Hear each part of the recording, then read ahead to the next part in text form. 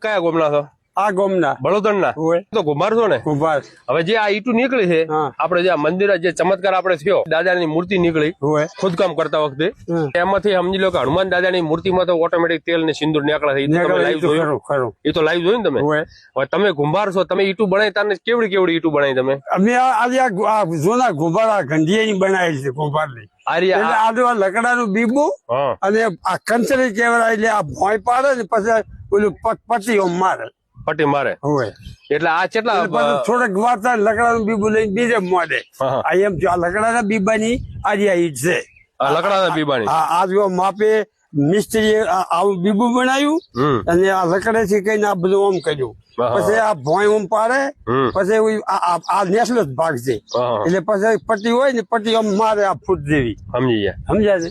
એટલે આ કેટલા વર્ષ જૂની છે? આ તો કોઈ હોય કઈ ઉપર છો 100 ઉપર નહીં હોય. અને અત્યારે આધુનિક યુગમાં તમે અપડેટ છે. આજે આ બે બડા આ તમે અપડેટ થયા ને? આ નવ ચાર આવ્યા આ નવું વર્ઝન આવ્યું. હોય નવ.